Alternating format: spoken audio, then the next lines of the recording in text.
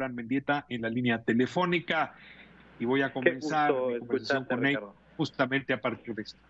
Abraham, qué gusto, más me da a mí. Pues mira, no sé si alcanzaste a escuchar, pero pues quisiera comenzar con esta expresión que hizo hoy el presidente, que para juzgar a Felipe Calderón, pues tendría que mediar, como él lo dijo, desde el día en que tomó posesión, una consulta popular. El propio Felipe Calderón le responde que la justicia no se basa en consultas populares. Un desencuentro más entre ellos, pero una discusión bastante interesante desde el punto de vista pues del análisis y de la ciencia política. Así es que por ahí comenzamos, Abraham. ¿Tiene razón el presidente? ¿Tiene razón el expresidente a propósito de los juicios a los expresidentes? Bueno, tienes un análisis muy interesante con el que comenzabas, que es el del juicio contra el expresidente Lula en Brasil. Vamos a analizar las diferencias con ese proceso para ver la situación actual. El juicio contra el presidente Lula da Silva lo dirige el juez Sergio Moro, quien luego sería ministro de Justicia de Bolsonaro. Un proceso completamente viciado desde el poder se persigue al ciudadano Lula Ignacio da Silva con una pretensión represiva, autoritaria. Eso es lo que bajo ninguna circunstancia podría ocurrir en México, sería intolerable. Y de eso se está cuidando mucho López Obrador, o al menos de que haya acusaciones sobre persecución en ese respecto. Un presidente como es López Obrador que presume de que por primera vez su gobierno no va a ser el principal violador de derechos humanos en este país.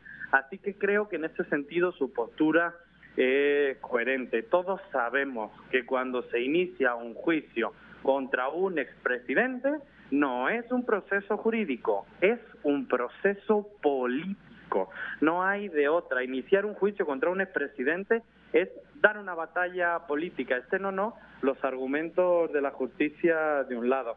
Yo creo que tiene que ser cuidadoso el presidente López Obrador en este sentido y desde luego necesitaría una legitimidad enorme para poder juzgar, para que la Fiscalía y el sistema judicial hagan su parte y juzguen todas las infamias y violaciones a los derechos humanos que efectivamente se cometieron durante el gobierno de Felipe Calderón. Ahora, la figura de la consulta para temas judiciales, Abraham, perdóname si peco de abogado, no se antoja la mejor. No, Si hay no estamos imputaciones, si hablando hay de un... pruebas. Perdón. Es que te escucho regulín, perdón. Sí, perdón, déjame insistir. Si la consulta popular, perdóname si peco de abogado, para temas judiciales o penales, no se antoja el mejor proceso. Si tienes imputaciones y tienes pruebas, pues le toca al Poder Judicial, independiente del Poder Ejecutivo, y ahora a la Fiscalía, también independiente del Poder Ejecutivo, pues proceder. Hay algo de intromisión, tengo yo esa idea, del Ejecutivo en colocar como condición para que esto ocurra una consulta popular, porque ni la Fiscalía ni el Poder Judicial tienen en su legislador la consulta popular. La consulta popular es para otros temas. Entonces, te entiendo bien cuando dices esto es esencialmente político y el presidente lo tiene que procesar políticamente, pero hay límites a esa política o a la política. Y este país que está reformulando sus instituciones, pues lo que haga ahora seguramente lo va a hacer muchos años más, si la cuarta transformación dura como se pretende muchos años más. Sí, yo creo que desde luego el presidente López Obrador no está diciendo que Calderón va a ir a la cárcel por una consulta popular. Lo que se plantea es que, reitero, para iniciar un juicio contra un expresidente necesita tener mucha legitimidad por parte de la ciudadanía, porque si no las sociedades se rompen.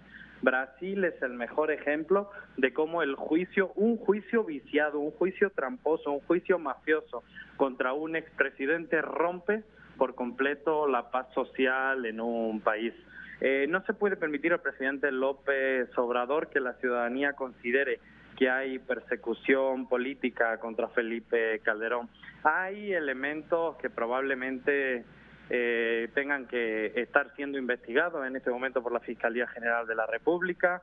La propia Anabel, ayer Anabel Hernández en La Octava dio información de cómo la Barbie contaba que Felipe Calderón encabezaba reuniones con el narcotráfico. Hay complicidad probablemente con altas esferas del gobierno de los Estados Unidos.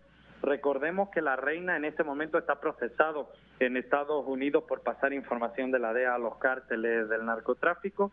Así que creo que es un tema tan delicado como para que si se abre un proceso judicial contra Felipe Calderón, la sociedad esté unida y no haya una fragmentación social tan horrible como la que hubo en Brasil, que prácticamente fue un golpe de Estado judicial, reitero. El juez Moro, que juzga de manera injusta a Lula da Silva, luego fue ministro de Justicia con Bolsonaro, ¿no? Eso es lo que las instituciones mexicanas no se pueden permitir. Y ahora déjame pasarme de lado donde comenzaste tú el análisis, en la orilla de la política. No son comparables los casos, pero sí intuyo podrían ser comparables las consecuencias. Si un error cometió Vicente Fox, políticamente hablando, fue emprender decididamente el proceso de desafuero en contra de Andrés Manuel López Obrador. Porque si bien el jefe de gobierno entonces de la ciudad capital ya tenía popularidad, la injusticia, juzgada popularmente por ese proceso de desafuero, lo colocó en la punta, en la cresta de la popularidad política. Es decir, si alguien le ayudó a Andrés Manuel López Obrador en 2005, 2006 a volverse un candidato presidencial potente, competitivo, fue su adversario Vicente Fox.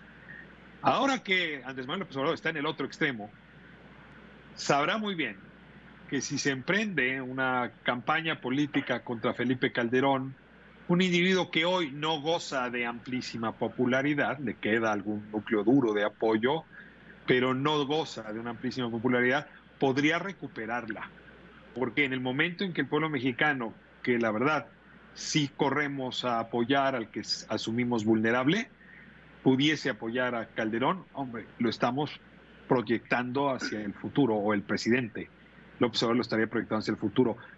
Perdóname esta comparación, te insisto, no en el origen, pero sí en las consecuencias previsibles. ¿No te parece que hay un cálculo político que también influye en estas decisiones? Creo que hay que hacer una diferenciación que es de carácter político, y aquí, como todo, querido Ricardo, hablamos de narrativa. La narrativa obradorista, cuando el desafuero es que lo persiguen para impedirle su candidatura presidencial y que lo persiguen con el argumento de que construye una carretera que da a un hospital. En este caso, la narrativa que podría poner en peligro a Felipe Calderón es que todo su gobierno federal, su núcleo duro, sus personas de confianza, trabajaban para el narcotráfico siendo secretario de Seguridad Pública o siendo jefe antidrogas de la Policía Federal, como era la reina. Los vínculos con el narcotráfico que desarrolla el gobierno de Felipe Calderón, con lo que justifica una guerra absurda mientras recibían sobornos del narcotráfico y 200.000 familias perdían a un ser querido, creo que sí es muy distinto en términos narrativos, porque al final la respuesta social también se da según a la narrativa del desafuero, que fue una maniobra de Vicente Fox y sobre todo de Santiago Creel para intentar inhabilitar a López Obrador a la presidencia, y que le salió mal y tuvieron que dar marcha atrás. Ahora, el tema de la semana, y con esto cierro, ya habíamos nosotros adelantado en la conversación que tuvimos la semana pasada, pero el otro tema importante está siendo el de la libertad de expresión. Y yo había prometido que algún tema tocaríamos hoy con respecto a esto. Tú has venido insistiendo en que este es un periodo de amplísima libertad de expresión para todas las partes. Y este domingo, pues, fue el Día Mundial de la Libertad de Expresión, y déjame ponértelo fuerte y claro, la revista Proceso, pues lo que hizo fue poner una portada a manera de reclamo, justamente por los llamados que ha hecho el presidente en contra de su línea editorial, ¿no? Una palestra vacía con 2 micrófonos, la presidencial, y un ave de periódico volando. Es una forma sutil, pero bastante clara, de reclamarle de parte del proceso al presidente, pues esas invectivas que lanzó la semana pasada cuando dijo qué haría don Julio Scherer si se diera cuenta de eso. Bueno, no te estoy hablando yo de reforma, respeto mucho la opinión de la revista Proceso a este respecto, pero sí es un poco injusto que en un país donde desde el gobierno federal se perseguían y encarcelaban periodistas por ser disidentes, hagan ahora este tipo de reclamos. Recuerdo en 2008, cuando el gobierno de Felipe Calderón detiene al periodista Jesús Lemus por denunciar los vínculos de Cocoa, Calderón y La Tuta en Michoacán. El periodista Jesús Lemus se pasa 3 años en prisión por denunciar los vínculos de la familia de Felipe Calderón con el narcotráfico. Es un poco injusto que la revista Proceso hable hoy de falta de libertad de expresión cuando, perdónenme, pero nunca ha habido un momento de mayor regeneración del debate y de la vida pública nacional. Hoy no hacen una llamada Javier Lozano y compañía y sacan a Aristegui de la radio. Hoy no hacen una llamada y tú no me invitas la semana que viene. Yo creo que hay periodistas que resistieron, como tú, a esa falta de libertad de expresión que hubo en su momento. Creo que con valentía denunciaron muchas de esas injusticias. Gracias a ti y a otros compañeros profesionales hemos sabido qué hizo en su momento Isabel Miranda de Wallace, qué hizo la camarilla que estaba en el poder, y creo que verdaderamente decir que hoy en México la libertad de expresión está en peligro es un poco presuntuoso y es ofensivo para tantos y tantos periodistas valientes que se dejaron la cara en momentos mucho más complicados. La verdad es que el país nunca ha sido tierra fértil para el ejercicio, ¿no? Yo mismo me tocó vivir que me corrieran de una estación de radio después de trabajar 20 años, justamente por comentarios en contra de declaraciones que habían hecho dirigentes del PRI. Y con todo, no te niego, ¿no? El que dice el refrán, el que se quema con leche hasta el jocoque le sopla.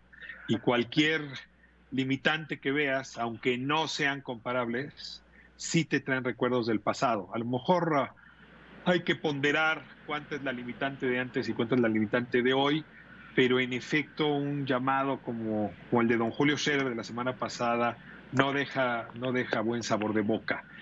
Dicho lo cual, te concedo razón, en el pasado las cosas fueron infames, pero no tengo la sensación de que las cosas hoy estén donde pudiesen estar o donde deberían estar. Y no Fíjate, estoy seguro, Ricardo, de que el presidente pueda permitirse... Te escucho. Sí, no, totalmente. Yo creo que la libertad de expresión es un camino que hay que andar y que hay que seguir consolidando junto a la democracia en México.